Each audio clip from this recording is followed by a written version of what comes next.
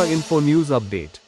আসন্ন এডিসি নির্বাচন নিয়ে সংবাদ মাধ্যমের মুখোমুখি হয়ে প্রতিক্রিয়া ব্যক্ত করেন প্রাক্তন মুখ্যমন্ত্রী মানিক সরকার। সময় মতো হবে কিনা এডিসি নির্বাচন, এটা তো আমরা বলতে পারবো। এটা এডিসির যে নির্বাচন, এটা এডিসির ভিলেজ কমিটির নির্বাচনের মতো। এডিসি যেটা ষষ্ঠ তফসিল মোতাবেক তৈরি হয়েছে, যেটা আমরা বামফ্রন্ট সরকার লড়াই করে আদায় করেছি, এই ষষ্ঠ তফসিল মোতাবেকে 5 বছর পরপর নির্বাচন করতে হবে। এটা সাংবিধানিক প্রভিশন এবং রাষ্ট্রপতির প্রতিনিধি রাজ্যপাল এই ষষ্ঠ তফসিল মোতাবেক যে জেলা পরিষদ, এটার তিনি হচ্ছেন নিয়ন্তা। কাজেই এখন ভিলেজ কমিটির নির্বাচন হবে কি হবে না, এটা যারা চালায় তারা এবং সরকার তাদের সুবিধা অসুবিধা মতো সিদ্ধান্ত করেন, কিন্তু এটা করতে হবে, এটা সাংবিধানিক বাধ্যবাধকতা। সেদিক থেকে আপনারা যা বলছেন এটা ঠিক। এপ্রিল মাসে এই নির্বাচনটা শেষ করতে হবে, কারণ তার মেয়াদ শেষ হয়ে যাচ্ছে। 4 বছর অতিক্রম করে গেছে, 5 বছরের কাছাকাছি। তো নির্বাচনে তো আমরা লড়ব, আমরা একটা গণতান্ত্রিক শক্তি এবং আমাদের লড়াইয়ের ফলশ্রুতি হচ্ছে এডিসি। কাজেই তার যে নির্বাচন, সময়ন্তে সেই নির্বাচনে অংশগ্রহণ করব, এটা আমাদের রাজনৈতিক দায়িত্ব।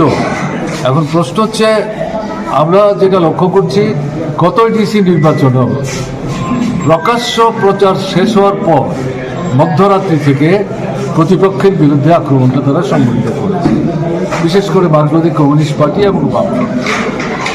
প্রার্থীদের বেরোতে দেয়নি, ভোটারদের যেতে দেয়নি, জবরদস্তি করে গ্রামের ভোট সাম দেওয়ার চেষ্টা করেছে। ফলে এডিসি নির্বাচনটা বহুলাংশে, পুরোপুরি আমি বলবো না গত নির্বাচন, বহুলাংশে এটা রহস্যে পরিণত হয়েছে।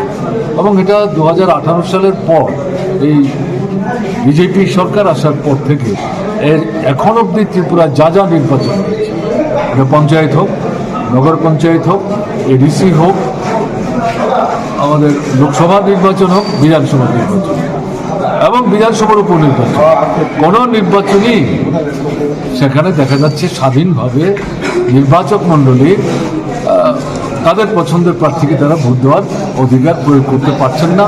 জবরদস্তি করে ভোটের অধিকার হরণ করে শাসক দলের জনসমর্থন না থাকলেও নিজেদের জয় নিশ্চিত করার ব্যবস্থা তারা করে দিত। এবার জনগণের মধ্যে আমরা যেটা প্রতিক্রিয়া লক্ষ্য করছি, এবং বিশেষ করে উপজাতি অধ্যুষিত এলাকায় এই এডিসি তীব্রামাথার হাতে গেছে। কিন্তু সরকার বিজেপি, তীব্রামাথা এবং বিজেপি একসাথে মিলেই সরকার চালাচ্ছে। সারা রাজ্যে যেমন দুর্নীতি চলছে, কাজ নাই, রোজগার নাই, খাবার নাই, কেনবার ক্ষমতা নাই, অর্ধাহার অনাহার মৃত্যু, সন্তান বিক্রি। এডিসি এলাকাতে বিশেষ করে উপজাতি অংশের মানুষ এই সমস্যাটা সবচেয়ে বেশি তারা ভোগ করছে। এবং এখন যেটা দেখা যাচ্ছে, ট্রাইবেল ছেলেরা আগে যেত, এখন মেয়েরাও কাজ এবং খাদ্যের সন্ধানে ত্রিপুরার বাইরে যেতে বাধ্য হচ্ছে। ওখানে গিয়ে মারাও যাচ্ছে কেউ কেউ, কিন্তু মৃতদেহ ফিরে আসতে পারছে না। এই পরিস্থিতিতে যেটা দেখা যাচ্ছে, সরকারের বিরুদ্ধে যেমন ক্ষোভ বাড়ছে, এবং তীব্রামাথা যারা এডিসি চালাচ্ছেন, পেছন থেকে সরকারের তাদেরকে সহযোগিতা করার কথা, সরকার তার নৈতিক দায়িত্ব অস্বীকার করতে পারে না, তাদের বিরুদ্ধেও প্রচণ্ড রকম সেখানে বলা যায় ক্ষোভ বিক্ষোভ জমছে, ধুমায়িত হচ্ছে। এবং ঠিকভাবে যদি ভোট মানুষ দিতে পারে, দেওয়ার আগ্রহ আছে, সেই জায়গাতে এদেরকে যারা আছেন ক্ষমতায়, তাদেরকে মানুষ আবার ফিরিয়ে আনবে কেন, তাদেরকে থাকতে দেবে কেন, তাদেরকে নিশ্চয়ই তারা এখান থেকে হটাবার চেষ্টা করবে। আমরা জনগণের কাছে আবেদন করছি, তাদের একটা অভিজ্ঞতা আছে এডিসি গঠনের লড়াই। এডিসি গঠিত হওয়ার পর বামফ্রন্ট পরিচালিত এডিসি, অবাম শক্তিও এডিসিতে জবরদস্তি করে সন্ত্রাসবাদীদের সাহায্য নিয়ে তারা দখল করেছিল। এই অভিজ্ঞতাও কিন্তু এডিসি এলাকার ভোটার যারা, নাগরিক যারা, তাদের আছে যে বামফ্রন্ট ছাড়া এডিসিকে ভিত্তি করে উপজাতি অংশের মানুষের দৈনন্দিন যে সমস্যা, মৌলিক যে সমস্যা, এগুলি সমাধানের জন্য বিকল্প অন্য কেউ চিন্তা করে না এবং কার্যকরী করার উদ্যোগ নেয়। সেদিক থেকে আমাদের যে ধারণা তৈরি হচ্ছে যে উপজাতি জনগণের মধ্যে একটা বিভ্রান্তি তৈরি হয়েছিল, এটা চলছে বেশ কিছু সময় যাবৎ, কিন্তু ধীরে ধীরে অভিজ্ঞতার মধ্য দিয়ে মানুষ বুঝতে পারছে প্রকৃত মিত্রকে, প্রকৃত প্রতিপক্ষকে।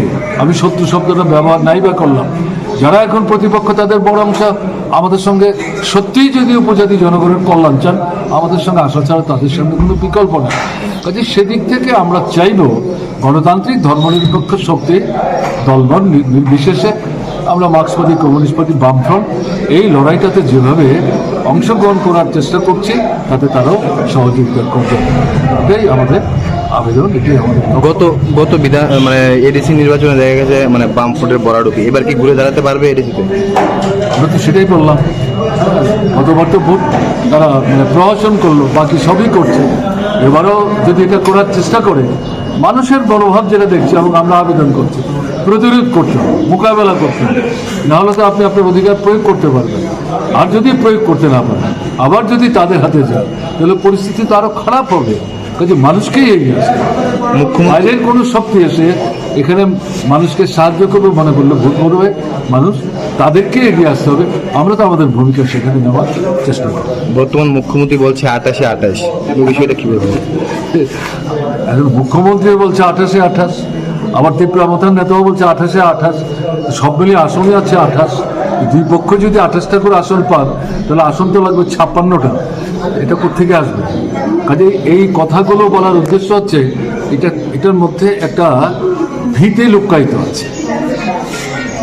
জয়টা সম্পর্কে এই দুই পক্ষের কেউই নিশ্চিত না, এবং বুঝতে পারছে মানুষের মধ্যে তাদের বিরুদ্ধে ক্ষোভ আছে, বিক্ষোভ আছে। তাই একটা পরিমণ্ডল তৈরি করার জন্য এটা হাওয়া তোলার চেষ্টা করছে। বিষয়টা এবারে অত সহজ হবে মনে করার কিন্তু কোনো কারণ নেই। Subscribe to Tripura Info and press the bell icon so that you never miss any latest updates and news on Tripura.